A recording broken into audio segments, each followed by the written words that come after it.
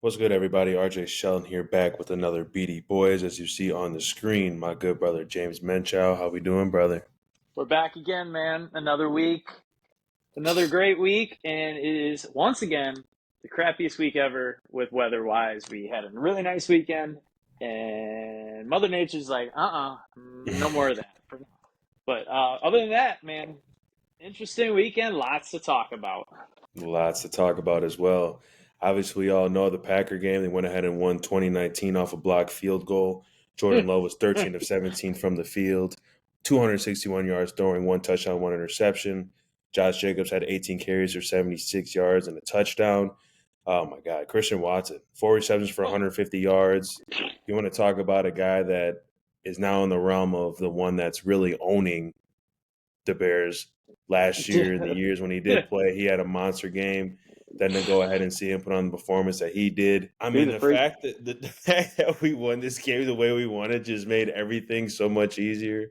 To just go over as we're about to today, because it's just there's a lot of things that were bad on both sides of the ball, but we're definitely going to go ahead and get into it. Talk to me a little bit about this game and your perspective on this great win. Bro, I have never, in a long time, been so mad. Screaming at TV, Yes, chucking bro. shit, chucking my hat. My hat took a beating that day. I was pissed. I had never gotten so frustrated and angry. Yeah. And I literally, after the Bears got that first down to get to basically where they got to kick the field goal, I literally walked out. Like, this fucker over. Like, I was so mad. I'm just sitting there, just like, okay, calm down. Just yep, it sucked. But I have the radio. The radio is a lot easier to listen to because I don't have Right. just sitting there, and all of a sudden Wayne Larrabee home just goes nuts, and I made no cheers, nothing. I literally just everything opened up, and I'm like, Bro. I can't.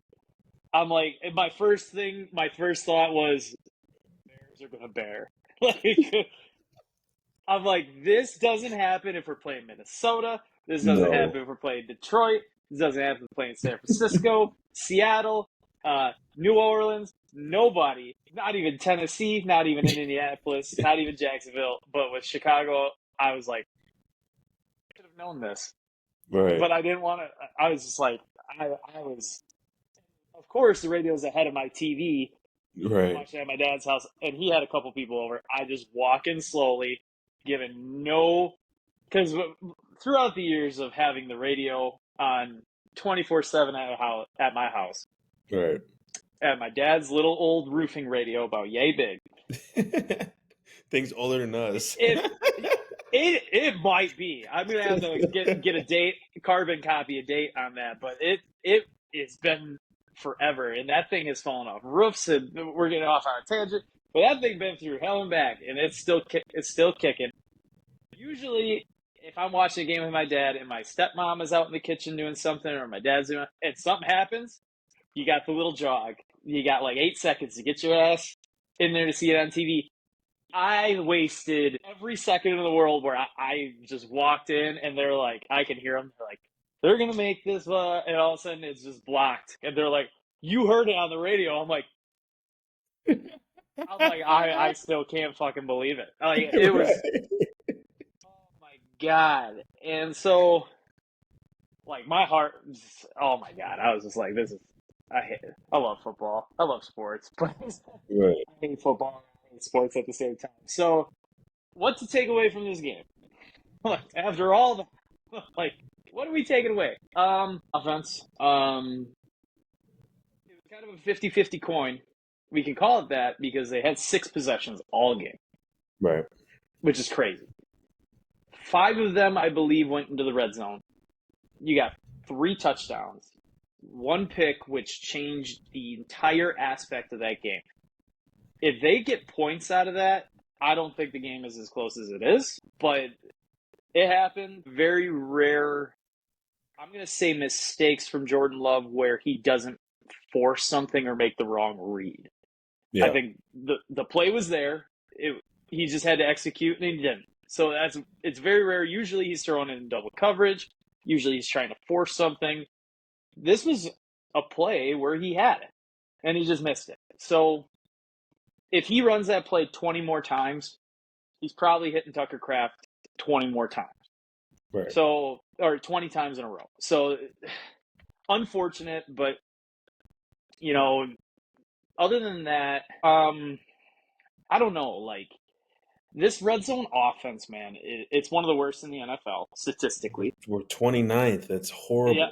and I think three reasons for this. I think one, I think the acquisition, as great as it is, of Josh Jacobs has kind of made Matt LaFleur vanilla and like we have Josh Jacobs, we got to use him. Okay, Mm-hmm. we get using him, but it's like you're unnecessarily doing that and you're becoming more conservative of it.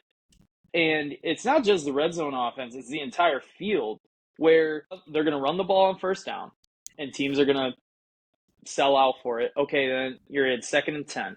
Then then you're going to throw the ball and teams realize that too. And then you're in 3rd and long. Or you try to throw on first down. If it doesn't work, then teams are like, well, they're going to run it and try to make it a more manageable 2nd down. And then you're in 3rd and long again.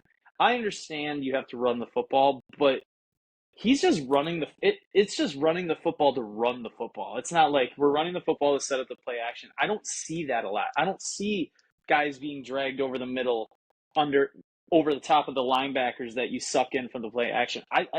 You don't see that. It's just he got 18 carries for 73 yards. That's just, and I said this before last week. Chicago's defense is good. Yep. Like don't sleep on them. So there's a silver lining right there where you went 50% of your possessions scored touchdowns. You can take that and make it something good. But you went in the red zone 5 times, which is something you can take away that's very good. But then you left points out there. So I don't think they went in the red zone 5 times, actually. I think the Jaden Reed touchdown was outside of it. So you went in 4 times and you scored 3 of them. Or 2 of them. I'm not sure what the specs were, but you left points out there, and you left big points out there. Right. And then, so offensively, there's some good things there still. Like there are some good things. It seems like Matt LaFleur is being force feeding Josh Jacobs unnecessarily just because he has him. Like I get Josh Jacobs is a workhorse. He's played every game. Knock on wood. He's been very reliable. He's a tough runner. 2, it just seems it's either that or 2, Jordan Love's interceptions are making Matt LaFleur a little nervous, to make him a little bit more conservative, to try to limit the mistakes, which you can't do that. Let the brother loose. Yeah. You let him loose last year at the end of the Right. season, and the dude balled. Like Yep. just cut him loose. They did it with Brett Favre back in Holmgren. Holmgren realized Brett's going to make mistakes, but you know what? He's going to make a lot of great plays too. So it seems like, it looks like that too. It could be that. Or 3, it's like he doesn't want to like put all these creative plays that he hopefully has out on film, and he wants to save them for big games, which I don't think that's the right way of doing it. If he's doing it, he's doing a hell of a good job because he's 7-3. But I don't think it's that either. It's just so weird. Matt LaFleur, this is probably one of his worst years play calling ever since joining Green Bay. And that was with Aaron Rodgers, who didn't like the play calling of Matt LaFleur. It helps when you have Devontae Adams for a couple of those years. But I think the play calling might be the worst with the Matt LaFleur tenure. But we got a lot of game left. A lot of season left for the offense, but I think there was a lot of positives as well. Christian Watson, man, ever since that Raider game last year, remember when Jordan Love threw that pick in the end zone? Yeah. And we were all, what was our first reaction? Why aren't you going for it? Right. You look like you. Ever since then, any jump ball, that dude looks like he wants it more than a lot of the other people, and he's got the size, dude. Like, I know people see it, stats. I think he's 6'4", 230, 225 maybe. I've seen the dude in person, and he is a fucking specimen. Like, I Mm-hmm. saw him, I was like, ugh. Mm-hmm. Run a 4.3? Like, that's not fair. Like, ugh. No, not fair. So, the one ball that Jordan Love threw, which I was like, great catch, and then you watch it again, Tucker Kraft is wide open 10 yards before him. I mean, that's another one where you're like, anytime Jordan Love now throws a football, you're like, oh boy.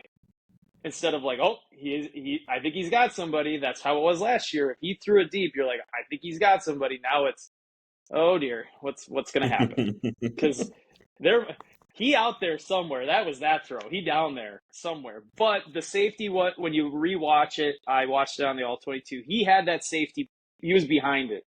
So that was, I mean, Jordan was rolling to his right on the move through that ball. I mean, if he was planted, I feel like he would have put it in front of him. But the safety was retreating. So that's, I guess, a good read on Jordan Love's part, but just not a very good throw. But you would like to see him hit the dude that's wide open, Right. maybe 10 to 15 yards before him. Because Tucker Kraft is Yak King, man. He might get to where Christian Watson ended up because he's going to break tackles. But hey, he made a play. We move on. And then that catch, dude. Yes, it was a catch for everyone who's complaining out there. Yeah, That was bro. anybody who's no. I'm seeing all this shit online where people are like, "That wasn't a catch," blah. That was as catch as you can.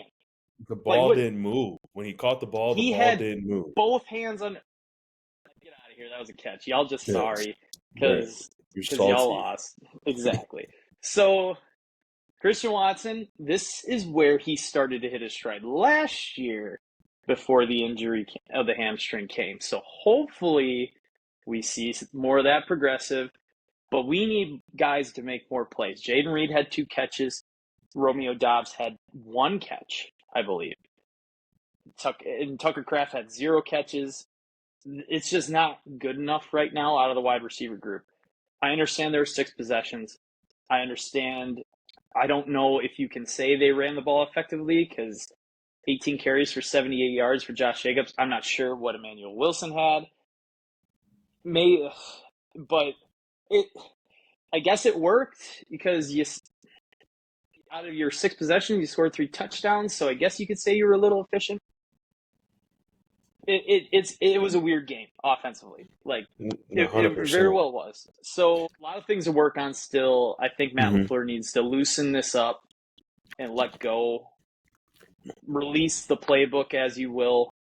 I think Chicago did a really good job with only 7 in the box. I think they played a lot of shell that game to kind of challenge the front 7 or their front 7 versus Green Bay's line. I think they did a really good job of that. So it was really tough to maybe throw deep or throw the ball because they're always in that shell. But again, Chicago's defense is really good. I think their record as a team doesn't reflect how good their defense is. I think that's been the case for the past how many years. So take it and you run with it. Defensively, oh boy. Okay, I'm gonna start. Let me go ahead and say Yeah, something about the go offense on. real Yeah, quick. yeah, yeah, yeah. So I will go ahead and I'm 100% with you, with you, excuse me, on what you said about the offense. I mean, granted, it was one of these divisional games where I feel, as you saw as of last week, like the Steelers playing, the Ravens is a tight game. It was basically playoff atmosphere for that team, for the Chiefs versus the Bills. So really everything was like a little bit more like, okay, like we're just trying to go ahead and get to a point where we can go ahead and possibly win.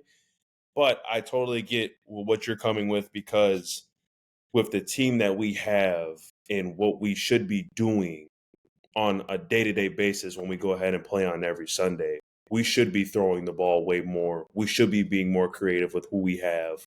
There should be opportunities where Jordan Love, like I'm only seeing, he had 17 17 attempts. times. Like Yeah. he should be in 25, 30 every game. And the fact that, that has not happened, granted we came out with this win, all the points that you hit, absolutely. But that is right now we're halfway through the season. Like we have to go ahead and hit stride here because we got obviously a team coming in Lambeau and the 49ers. I mean, the Yeah, that's 49ers are hard. still the 49ers.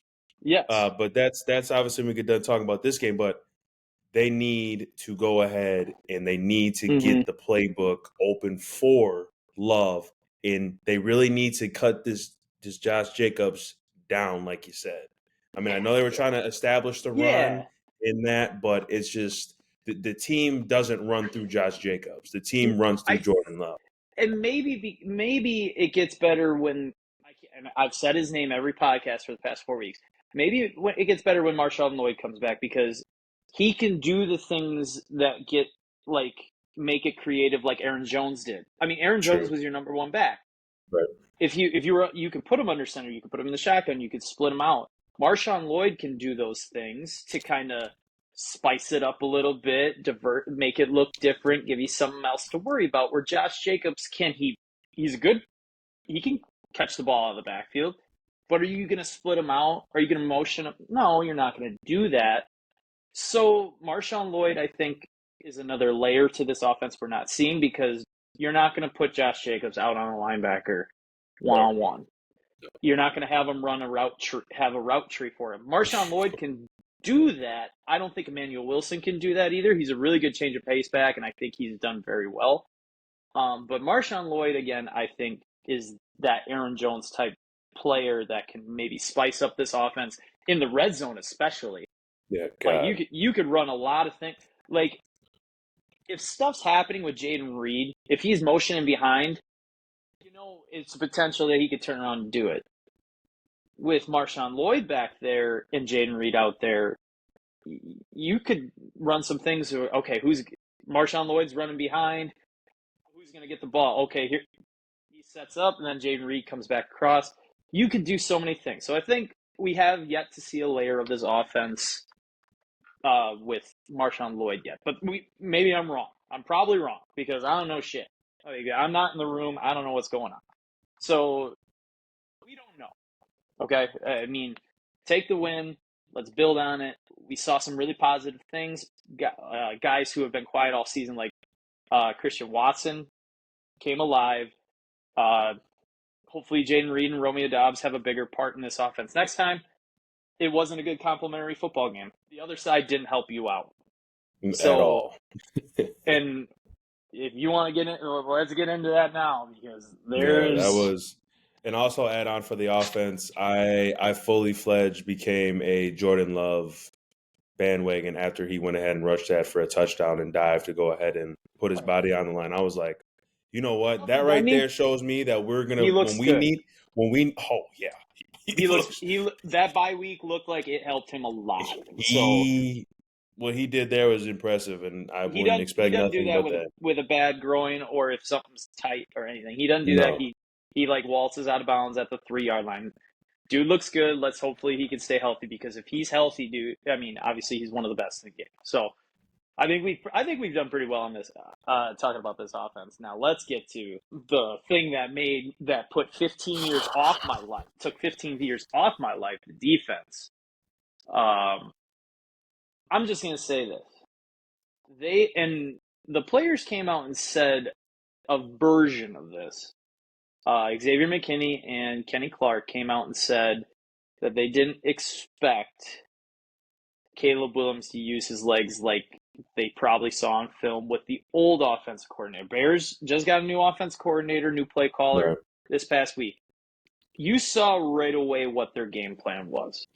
And it was Caleb Williams is going to throw the ball under 2 seconds. It's not going to be downfield, like very far downfield. There's not going to be many progressions. There's not going to be any progression. There's going to be one, potentially two. And the second progression was tuck it and run. Like a Malik Willis type offense. It's one read. If it ain't there, scramble out. If you got somebody on a scramble, you're great. If not, take how many yards you can with your legs. The defense looked unprepared, period. Not just for his legs, but just in general. And I know Jair Alexander going out again, and that made me so mad. After 10 plays, I'm getting sick and tired of this. didn't help. And everyone's saying that they didn't get many sacks. They got 3 sacks that game. 2 of them came on the last drive. Sack a guy when he's throwing the ball under 2 seconds. The only time you're going to get to him is like the first sack they had is just a totally broken play, broken naked bootleg, and the rusher just goes quarterback and nothing else. But other than that, like, it's easy to harp on a guy. Quay Walker's probably my Bobby Portis of the Green Bay Packers. Mm-hmm. Maybe not to the certain extent, but it's easy to harp on a guy when you're looking for something to harp on him with. But there was just so many things where he had opportunities to make plays and he didn't. So that hurts you. I thought the Packers were really reckless on their rush lane integrity. Like, they totally forgot Caleb Williams is an athlete. I know he's Right. not a running quarterback like a Jalen Hurts or an Anthony Richardson or Kyler Murray, but he's still athletic. You still saw him do those things at USC. So you should have been a little bit more cautious, where I think maybe on some of those plays, you could have got him for a no gain or 2-yard gain or maybe even a sack. It looks very unprepared from Jeff Hafley, and maybe that's because they were running things that wasn't on tape. Why did Caleb Williams get sacked 9 times last week? Because they were running plays where, all right, here's your progression 1. If your progression 1, then go to progression 2. Then you go to 3. And then if that's closed, then you go back to 1. They took all that out and said, here's 1. If you get out, here's 2. Maybe look back to 1. Simplified the offense, ran the ball more, and frankly, it looked, his average pass yards was 7.5 yards. And that's with a really deep or pretty good throw to Cole Kmet. And there's another big time throw, like a longer throw he made in the 19-yard pass. Dunze back shoulder was nice. A Dunze back shoulder, and then he completed a 15-yard pass on 3rd and 19, which I'm going to get to that play. But it just looked very unprepared. Xavier McKinney probably had his worst game as a Packer, which if he has 1 bad game out of every 10, I'm good with that. Like, if that's the trade-off where I'm going to have 9 games, really good games, and then I'm going to have a clinker on the 10th, perfect. Totally okay with it. Although that kind of math adds up to a playoff game, so let's just hope that doesn't happen. Maybe let's mix it into like a regular season game. But I digress. The 3rd and 19 play. You started off that defensive drive with 2 sacks. And why? Because they couldn't dink and dunk their way down the field in 3 minutes to get in the field goal range. They had to go down the field. So they ran some of those plays like we were talking last week. And guess what happened? They got to the quarterback because he took too long, because the secondary held up, and they got 3rd and 19. 3rd and 19. They're not going to run a screen pass to try to get 8 yards. They need to get more than 10. Bring 5. Bring the house. Don't bring 4. I thought it was foolish that they brought 4. And even though they brought 4, Carl Brooks, or was it JJ Enagbare? I think it was JJ Enagbare, had him in the backfield. And then he just decided to jump like an idiot. And if certain Packer fans remember, I know my boy Tony, our boy Tony remembers this, because me and him talk about this yet today. 2013, Colin Kaepernick comes to Green Bay. We have a 4th down. Jarrett Bush comes off a nickel blitz. Kaepernick's throwing side, so he sees him coming. He pumps. Jarrett decides to jump. And again, Kaepernick does what he does, and he scrambles out. So, JJ Enagbare, he decides to jump. What does he? Caleb ducks under, and then he finds a guy 15 yards down the field to make it 4th and 4. They get it, and then the roam throw happens, and then the game plays out as it is. Rush. How to defend a Hail Mary? Blitz. That's practically a Hail Mary-ish type play. Bring 5. Bring 6 at the max. Bring 6. Don't make as many one-on-ones on the line as you possibly can, and somebody hopefully wins. Because then you cut down the time to let the play develop even shorter. I was super mad that they only ran 4, even though they did get the opportunity to bring him back, or to get a sack on him for the 3rd consecutive play. which probably would have put the game out of hand. But it's just things like that were opportunistic. They didn't do well with opportunistic defense. They were 9 for 15 on third downs. I think the Bears were horrible. That's not good. Yeah, they were They were not good. yeah, they were 9 Packers and D. well, yeah, Packers defense, they were 9 and 16 on third down. Yeah, that's over 50%. That's not good. And they were 3 and 3 on fourth down. Yeah, even worse. Like, So yeah, it wasn't a good showing for the defense. They looked unprepared because I'll give them a little bit of a benefit of the doubt. Not much. Like there's a lot of people, a lot of players out there that I was pointing out. Where the hell's Rashawn Gary until that last drive where I'm like, okay, better late than never. Keyshawn Nixon, trash.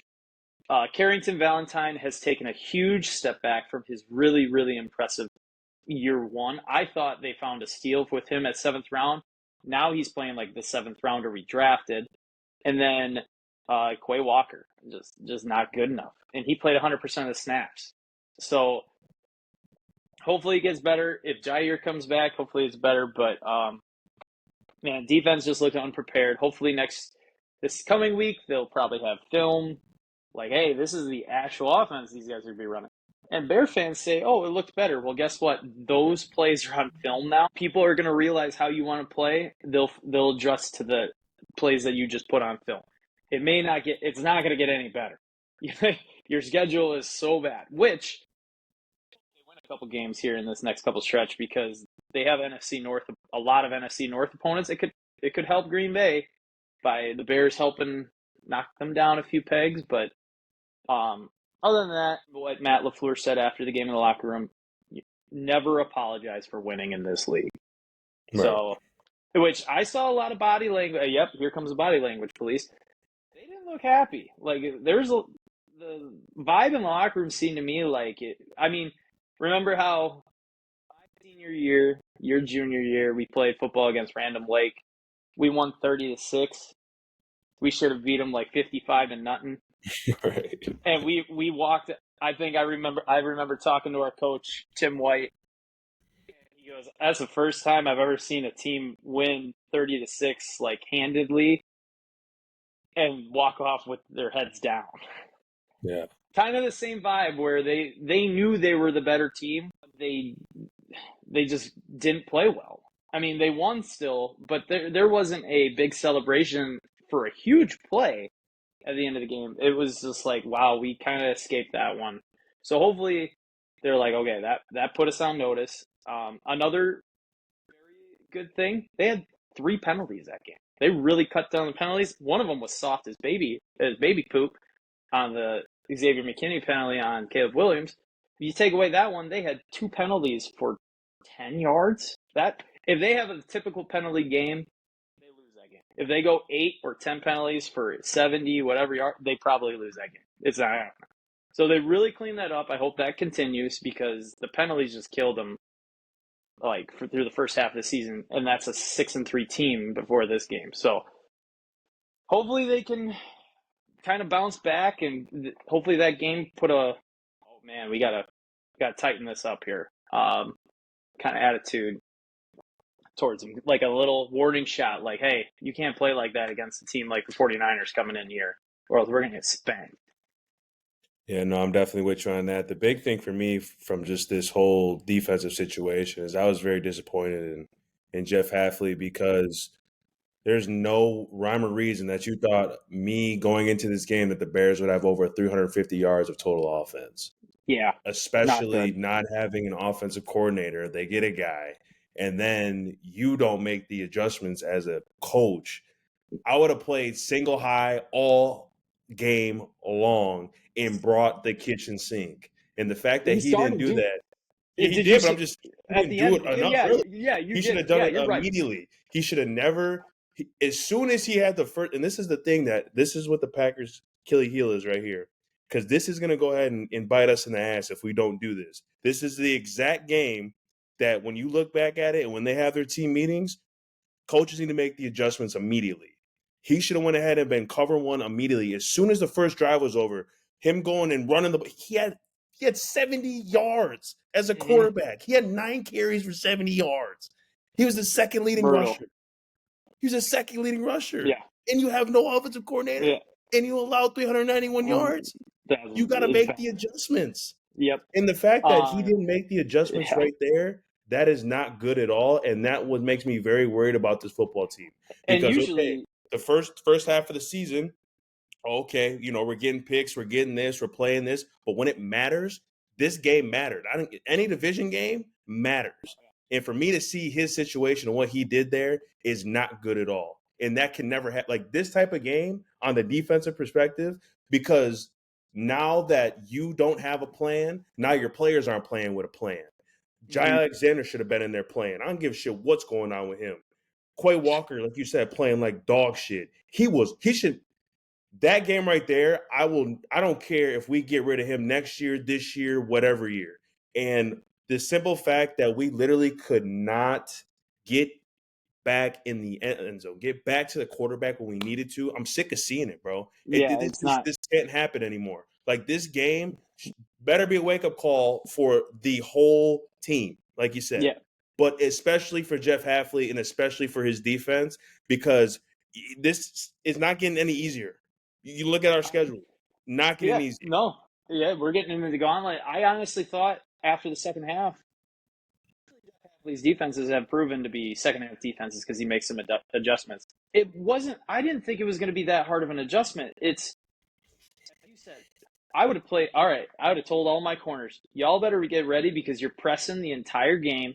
Because if they're going to throw the ball in 2.5 seconds, we have to disrupt that and get him uncomfortable. Like, it's a timing thing.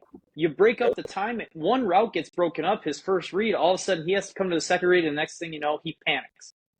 So I'm like, well, why don't they just press?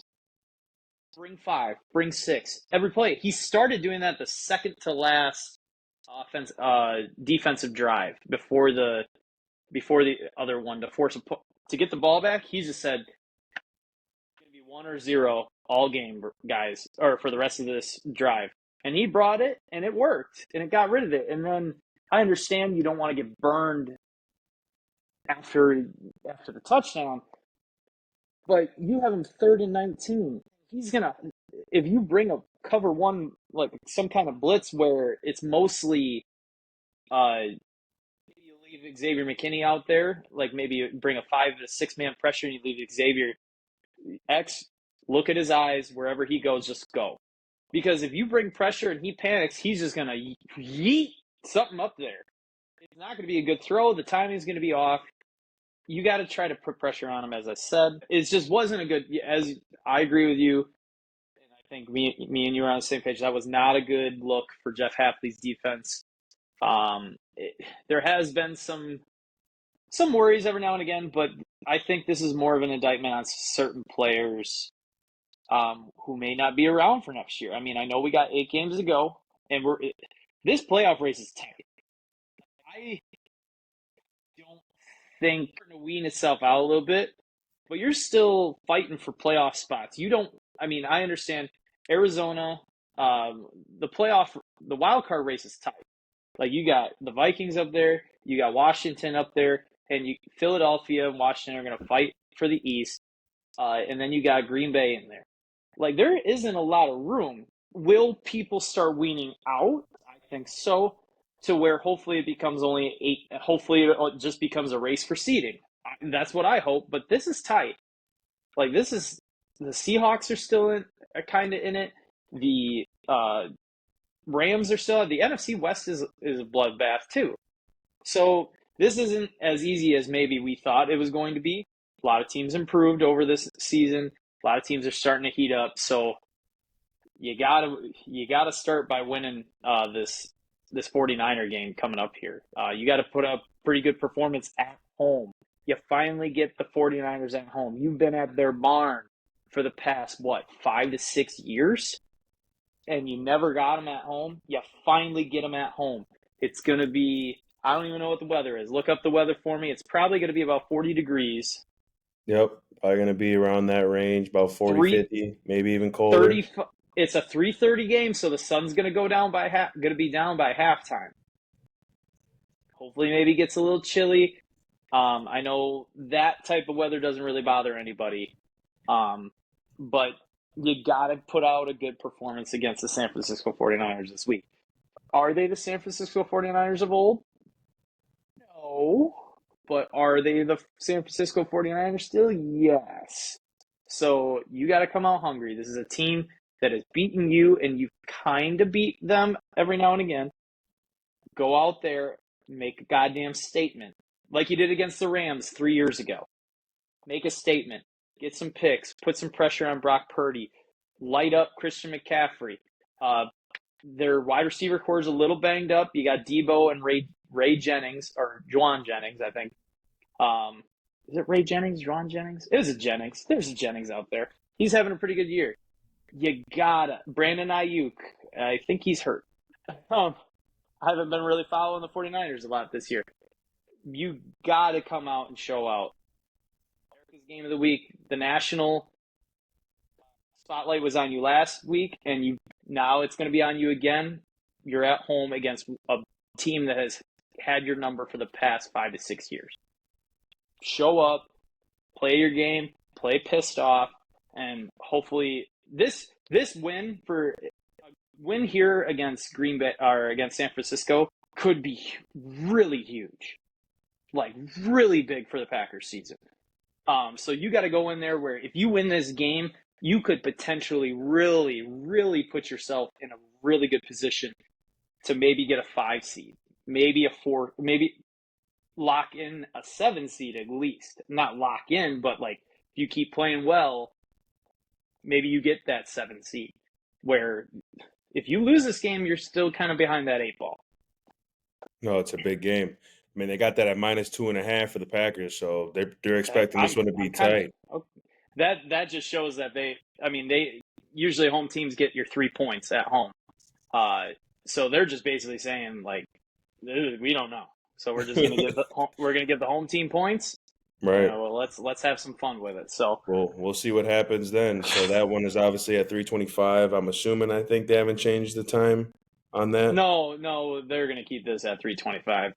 They ain't gonna flex this shit. I don't think we're in the realm of flexing yet. I feel that. So we're gonna have Tom Brady on the call again. I think it's Tom Brady. Is it on Fox or is it on CBS? I thought I saw Fox. I think it's on Or Fox. Are we getting Nance and Romo? Wait, either or. But yeah, even though we long spiel on that, win's a win, 7-3. We got the 49ers. This is going to be a huge game. You thought last week was huge. This one is going to be bigger for the Packers. Yep. So be locked in for that. Badgers, they went ahead and lost to the Oregon Ducks 16-13. Braden Locke was 12 of 28 from the field, 96 yards, 1 touchdown, 1 interception. Tyree Walker had 20 carries for 97 yards. And Anthony, the second, had 4 receptions for 53 yards. Man. Damn. I was like, they might have this in the bag at one point in time during the game. I'm like, I don't know if they were hearing us to say run the football. I mean, at the critical time when I was looking in the second half, I'm like, you're telling me that Badgers are going into the second half up 3 against the number 1 ranked team? Defense playing well in Camp Randall. Defense playing well. You're holding the team to 16 points. Granted, you see here Gabriel had 218 yards. Interception, though. No touchdown. Yeah. Playing well. Talk to me about this game and what you thought about it. Like we always do. We always like starting. Mark Tressel, your boy. Mike Tressel. I'll go Jeopardy. Who is Tressel? Of a game. Like you couldn't draw up a better. You couldn't have. First off, masterclass game plan, and an absolute brilliant performance by the defense. They executed it. He drew it up. They executed it. You, my friends, you held the best team in the country to 16 points. I don't think we need anything else like that for the rest of the year. Moving on. Tyree Walker, good enough. It's just here we are again. This offense they had was not good enough. And we saw the results of why come out of a timeout. No huddle offense. and you take a delay a game, that speaks volumes to you Yeah. just had an extra 40 seconds to talk about this. Why are you taking a delay a game? What is going on? So I think it's, and Luke Fickell called Braden Locke out. Not like big time. He just said he knows he has to get better. He has to be better. Right. So when your quarterback throws for 96 yards, it's not good enough. You can't. I'm gonna be It's not honest good with you. enough. You can't. You You cannot can't have a do. quarterback in major Division One, especially Big Yeah. Ten football, that can't throw the ball consistently over 175 yards. So, and this is just Not to more be of a like that, but it's the truth. no. This is. I mean, don't get me wrong. Oregon's defense is elite too, Yeah. but this is the second highest football level there is. And somehow there was a quarterback battle between him and Tyler Van Dyke that lasted until the end of July. I understand maybe Braden Locke had a leg up on Tyler Van Dyke because he's been in Phil Luongo's system for over a year. But I didn't think, or maybe Braden Locke is a gamer or is a practice guy. A guy who looks like running out there looks like Aaron Rodgers in practice going, Jesus, this guy's throwing hole shots. He's putting tight window throws. And then he gets to the game and he doesn't, like, how do I throw a football? Like, I don't know, what does this play? Maybe he's not a gamer. Maybe when the lights are bright, he just puckers up. So, I don't know, but he's just not good enough. And it was very unfortunate for Tyler Van Dyke to go down because, again, we didn't really see much because they played some really unworthy, I shouldn't say unworthy, but lower opponents. I thought they took lightly, but they played them very vanilla because they didn't want to give away some film to Alabama. But then in the Alabama game, they looked really good for all the 5 plays that Tyler Van Dyke was in. And then all of a sudden, it just went to hell after his knee blew out. So, unlucky, sure, still. The pros, where if you have a backup quarterback in, it's not going to look as pretty. They're still getting reps. They still participate in spring game. So I just don't understand how there's no one better than Braden Locke. And maybe there isn't. But we've been hearing about all these quarterbacks coming into Wisconsin, and Braden Locke is the best one out there. So this is another indictment on which the news broke on Sunday night, which is bigger than the news. So again, great game by the defense. To wrap up this game. Great game by the defense, really subpar by the offense. Oregon left the door open for you to go win it, and you didn't take it. The defense wanted it, and they tried their damnedest to do everything they could to get you to want it, but the offense didn't take it. And then you just watch this another subpar offense, and then I'm sitting after the Packer game, scrolling through X, watching the Bills-Chiefs game, which is a great game. Phil Luongo fired his offensive coordinator. Okay, that came out of nowhere. So kind of timeline this. I have some thoughts on Luke Fickell's press conference that he gave yesterday, which I thought was very, very interesting. I don't know if you've talked to your former head coach at Michigan State, Mark D'Antonio, but on Sunday, from a reporter who's been covering Wisconsin for a very, very long time, knows how it works behind the scenes. After a game on a Sunday, the head coach meets with the athletic director. And so they start every Sunday. A couple years ago, when Paul Chryst got blown out by Illinois, they brought him in, started talking. Paul Chryst, how we're going to improve the program, because by that time, Big Ten championship was gone, and they just had to win the last 2 games to become bowl eligible. Paul Chryst probably gave an answer that the athletic director didn't like, where he had no intention of firing a coach. But Paul Chryst didn't want to do any more recruiting. And Paul Chryst did a piss-poor job recruiting. Did all the minimum work. He gave some more answers where the AD goes, I don't like the direction that's going.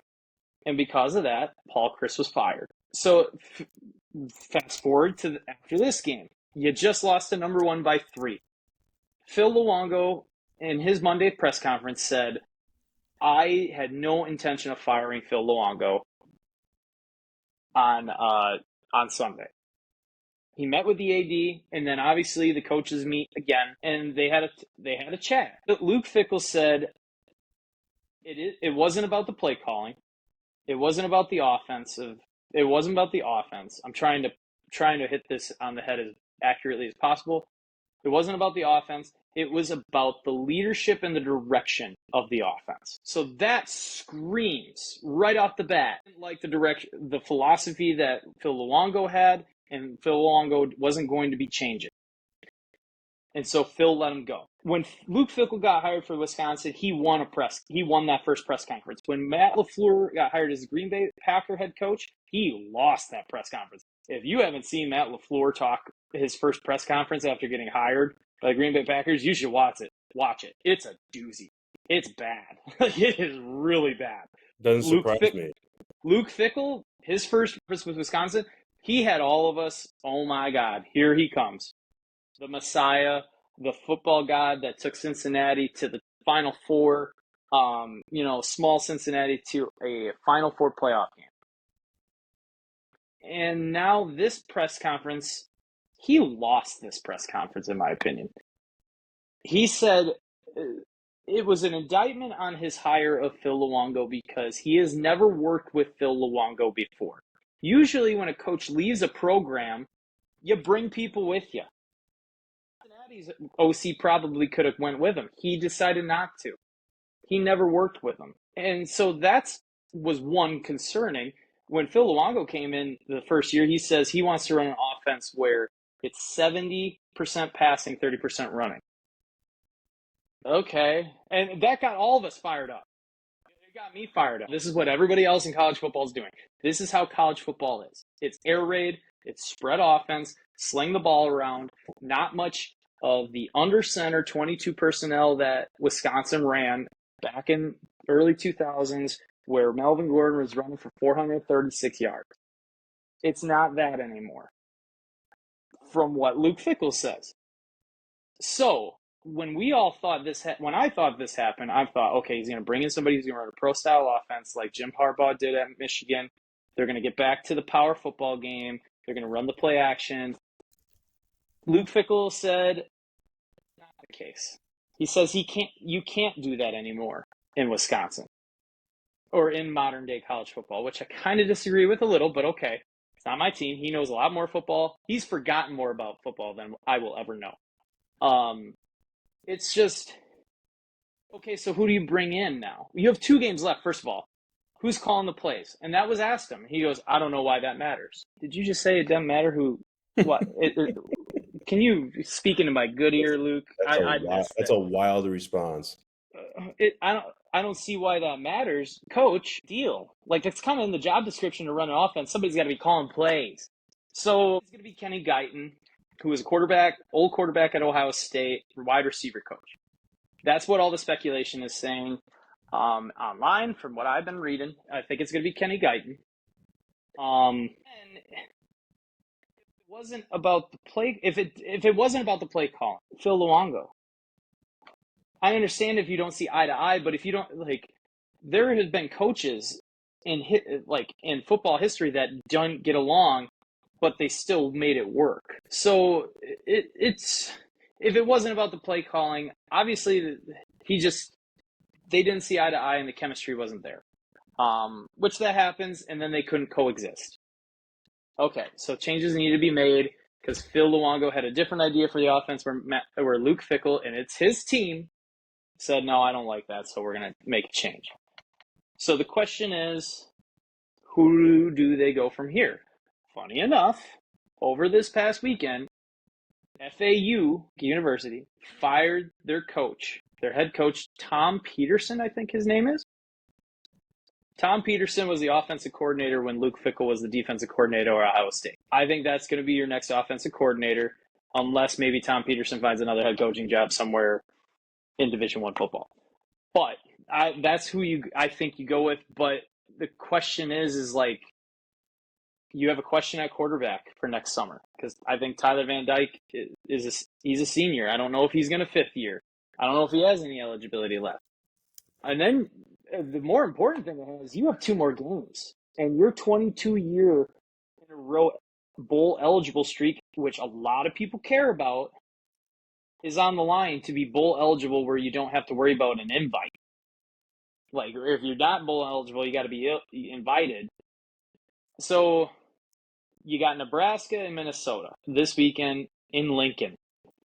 Not an easy place to play, not an easy team to play, because Nebraska isn't what Nebraska has been for the past 3 years. Like, they are a good football program. Well, I should say solid football program now. They're not the pushover Huskers that everyone came to know after Bo Pelini left. So, seeing this game, I don't know. It's just like the Bears offense. Bring someone else in. It could look total. I mean, it could be set up the same. It could look totally different. We don't know. I expect them to keep trying to lean on Tyree Walker because Luke Fickell wanted to run the ball more. And I don't think it's going to be the 50-50. Wisconsin is throwing the ball 50% of the time this year compared to running at 50. So it seems pretty balanced, but I think it's going to be a little bit more run heavy, maybe like 60-40, 55-45 compared to the 50-50 wanting to air raid it out. But I don't know. Like, it could be like the Bears, again, as I said this weekend. Braden Locke could throw like 3 yards in the air to a receiver, and then it's just about making plays. Tyree Walker could be running 3 yards in a cloud of dust. We don't know. I think, though, if your defense plays like they did against Oregon, I think Wisconsin wins. And I think that they win a little handedly, like a 21-7, 28-7 game, if your defense plays like they did. Because Nebraska ain't Oregon. They're not even close to Oregon. Nowhere near. Nowhere near. They're a little bit more pro-style, I think, in the one game I've watched them against Ohio State, where they took Ohio State kind of to the brink. But they're physical, and I think Wisconsin, if you want to play physical against Wisconsin's defense, I think Wisconsin's like, yes, please. Let's play some physical defense, except for the Iowa game, which I guess that was a little I don't know, but maybe that game, I didn't really watch much of that game because I saw the score and I was like, never mind. I don't need to watch this. I think Wisconsin thrives on playing physical, but you got to put Braden Locke in better positions to win. Running the football helps. I would think Braden Locke would thrive being in a pro style offense, like a Green Bay Packer offense, where it's predicated on play action and maybe getting guys out of position, scheming guys open more instead of whatever the hell they were doing. So I think you're going to try to find Wisconsin's going to try to find an identity in these last 2 games. So it starts with Nebraska, but if the defense plays like they did against Oregon, I think Wisconsin's going to win. We'll see. We'll only find out. A lot of chaos going on with Badger football right now. Yes, sir. Moving on, before we have some other big news for our Brew Crew, Bucks are 12th in the Eastern Conference. As I'm looking as of right now, they 3-1 of their last 4 games. Yep, they're 5-9. They've won 3 of the last 4, as you just said. Should have been 4-0. I don't want. Oh, that was so bullshit. Hey, but I'll take it though. That means we're moving in the right direction. We went ahead and the teams that we really should we should have went 4-0. We got hosed on that one call against the Hornets, but it is what it is. The next 2 games they play tomorrow against Chicago, a team that's kind of had their number. They got boat race the first meeting against Chicago, and they got them. The blue court comes back, and if you don't know what that means, it's the play-in tournament court against the Pacers. So we'll see who gets the ball at the end of the game. That one, I don't know. You hope they have a bad taste in their mouth after the Chicago game. Like, they come back and go, okay, Chicago slapped us around at home first time. But that Indiana series, or that Indiana game, bro, I want to see fire. I want them so pissed off because man, what the Pacers did to them last year with them cocking off, thinking that we're young boy stuff, like kids that don't know what's what. I hope that that's a physical bloodbath of a game where you know what, maybe we're not going to lose, maybe we're not going to win, but we're going to take a couple of you with us, type deal. So because that Indiana series last year, man, was petty. So, No, I feel you. but those two big games, you knew they weren't gonna be. There's just too much talent. You know they're gonna win some games off just talent alone. Um, I still think they're gonna be about a 6th to 5th seed just because of their talent. Moves can be made. We're still really early for that. I don't think moves are going to be made maybe till around Christmas to New Year's. Um, you just gotta kind of take advantage of the schedule. They took advantage of that weak schedule that they had. They're in a pretty good home stretch. So hopefully maybe they can go 1-1, maybe knock off the Pacers or the Bulls, one of the two. So we'll see, but we'll see if there's a little bit more improvement. Maybe it gets better. We'll see. A couple guys playing more, like AJ Green's playing a lot more, playing really well. Andrew Jackson Jr. playing a lot more. Pat Connaughton playing less, which is I think is good. Made a big shot, but he's playing less, and I think that reigns good. Still no sign of Chris Middleton again, under 40 games. So if he doesn't play until game 42, hopefully that stretch down the 40 games he plays well. But other than that, I think we've beaten that horse really hard on the Bucks. So it's still really early, but if their talent's going to win them games, it's just too much. They're going to win some games just because of talent alone. Yeah, you get pissed off at Giannis still being treated in a bullshit way because the media and the NBA wants him out of Milwaukee. It just baffles me, bro, that they want him out of Milwaukee so bad and they ridicule him. They don't give him the superstar LeBron treatment. They don't, everyone's talking about where he's going to go next. But yet a guy like Joel Embiid literally just goes, yeah, I'm not going to play. And nothing. Because he's Like, in a protected place in Philly. That's why. it's like you pay this man $59 million a year, and he tells you, one, I'm not playing back-to-backs, and two, now he's just like, I don't feel like it. So it just baffles me. I think it's so unfair for and a guy who has one championship to a guy who has zero. It's bullshit, dude, and it makes me so mad how Giannis gets treated just because he's here in Milwaukee. So I hope the Bucks make some changes so maybe they can get him in contention for another one. And he said over and over again, "This is my city. This is these people brought me in. They brought in my family. They gave us generational wealth. Well, for them, generational wealth because they could take that money back to Greece, man, and live.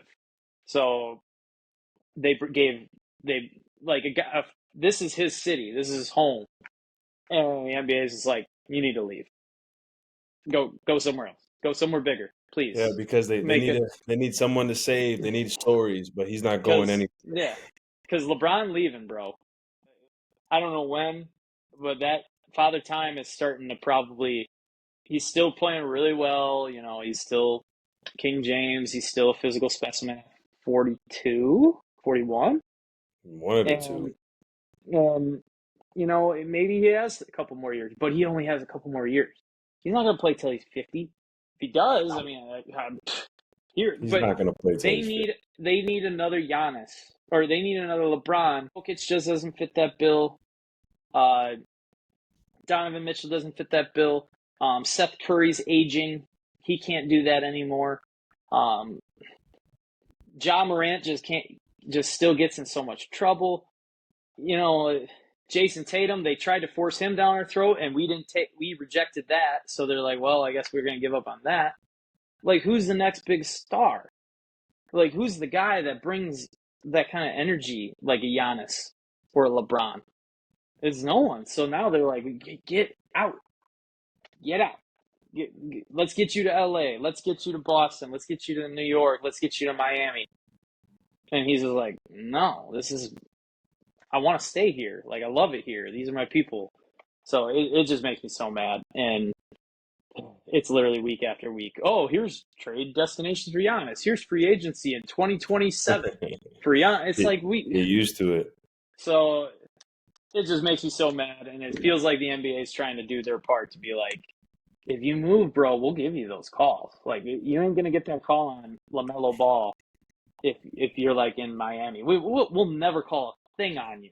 Where LeBron James gets breathed onto if he gets a foul call, or if he hacks somebody, he doesn't get a foul call. So I'm dead. it's frustrating, for sure. But let's see how they go for the next 2 games. But it'll be fun. I think this Indiana game on Reddit is going to be really fun. Like, I think it's going to be. I think it's at home in Milwaukee too, so there might be a buzz in that crowd that hopefully they get up and they kind of punch him in the mouth a little bit and they start talking some shit. I think it'd be entertaining as hell. But we'll see. We'll see. We shall see. He already had Jimmer mentioned those 2 games. They are definitely this week and weekend. Brewers, before we take you out, Pat Murphy went ahead and won the NL Manager of the Year after replacing Craig Counsell. I don't know who that is. That right there is just another icing on the cake. I know a Greg Counsell, but I don't know a Craig. That must be his brother. But what I was about to go ahead and say, that's just a great thing for the organization, Fantastic. for the Brewers.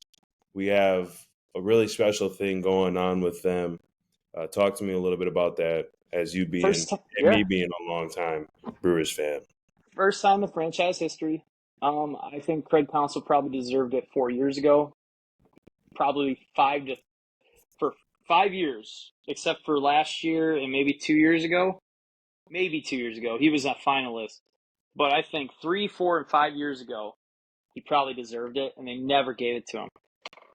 And then he goes to the Cubs, and Pat Murphy does basically even better job, I think. I don't know if Craig Counsell would have been able to manage everything that happened this year with the injuries and everything like that. But Pat Murphy came in, and he is that guy that just players want to play for. He gets everything out of everybody, where maybe Craig was a little soft and just kind of coddled them too much, where Murph does not coddle. But when you do something really well, he will love you. And even when you mess up, he's the first guy to put his arm around you and just say, we're going to be better next time. Let's not make that happen again.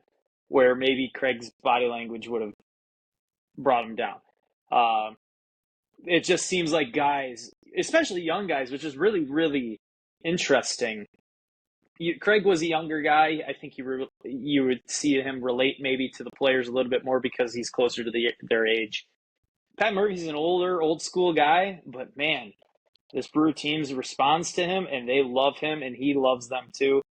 And it's just like a chemistry that we hadn't seen in a couple of years between Greg. Sorry, I don't know who Craig is. And that same staff. So it just seems like Pat, and Pat was there for all those years too.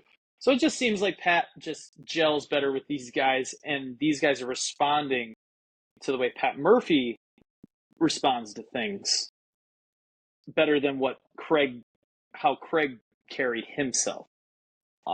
So it's fantastic to see.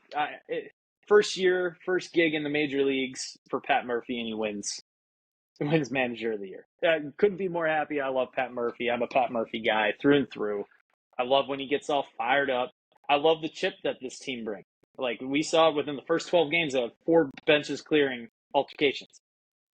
Like, let's go. Like, this team plays mean and with a chip on their shoulder, with some energy. So I'm excited to see, hopefully, next year when they get more healthy.